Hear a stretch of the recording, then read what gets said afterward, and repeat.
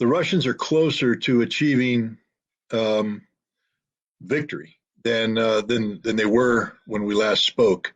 There's a reality on the ground that's inescapable. That it's just basic military math. When you have 1,000 artillery pieces on one side and 100 artillery pieces on the other side, the thousand's going to win every single time, and that's what's happening. The Russians are overwhelming the Ukrainian defenders. Even those well-trained, well-equipped, well-led units don't stand a chance. The Russians are going very slow, very deliberately by the book, and they're just grinding the Ukrainians down. And I think everybody who looks at this realizes that this is in case. Let's look at what the U.S. is doing. When we first started, we were just sending in javelins, stingers, and some light anti-tank weapons because I don't think anybody expected the Ukrainians to last this long. Had they expected the Ukrainians to last this long, they would have front-loaded this with artillery, with tanks, with armored vehicles, all the things they're bringing in now. But none of the stuff they're bringing in now is going to make it to the front intact. I mean, 100 pieces might make it, but 100 tanks, no. 72 artillery pieces, no. So the goal right now isn't a Ukrainian victory. The goal is to bleed Russia, because there's part two to Austin's statement. They want to make Russia weaker so they can't do this again. So they can't repeat a Ukrainian victory. I mean, I know Blinken is talking about, Ukraine's already suffered a strategic defeat. That's just hot air. Russia suffered a strategic defeat. Russia's won this thing. It's game over.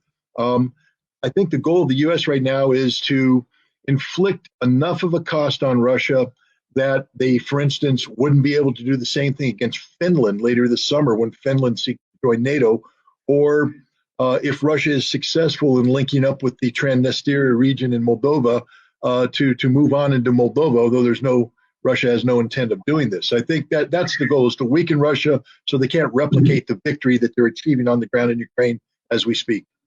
Are we, I guess what you're saying, Scott, is we're prolonging the inevitable. And by the introduction of military hardware, whether it's new, used, or old, we'll get to that in a minute, we're prolonging the inevitable and thus allowing more Ukraine soldiers and, even sadder, Ukraine civilians to die.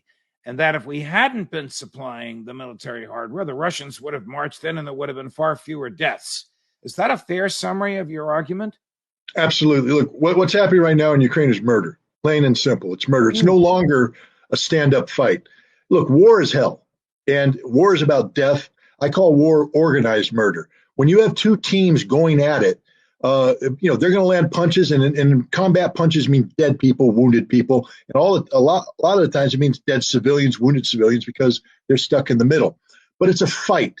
I call it organized murder because both sides are going at it, with lethal capability. What's happening right now is very one-sided, and there's no way what the United States is doing can bring the Ukrainians up so that it's back to being close to a fair fight. This is a one-sided match. It's murder, pure and simple. Every Ukrainian soldier we're training to use an American artillery piece will die in combat.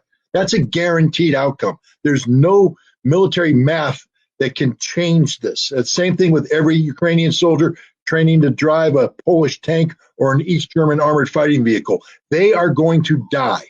Well, I would tell the president of Ukraine that Russia just announced that they're extending this operation to seize all of southern Ukraine up to Odessa and connecting with Transnistria, that you're about to lose all access to the sea.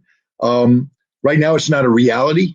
Right now, perhaps if you surrendered and you ended this war and you guaranteed the neutrality of NATO and you guaranteed that you would denazify, that maybe Russia would be willing to stop this war, only taking Crimea, only taking the Donbass, maybe keeping Mariupol, but you would still get the majority of your country intact, and you would save the lives of tens of thousands of your soldiers and tens of thousands of your civilians. That to continue this war is guaranteed defeat, and you're going to guarantee yourself the loss of territorial integrity and the loss of thousands of your citizens. If you're a good Ukrainian leader, you care about your people, pick up the phone, call Putin, end this right now.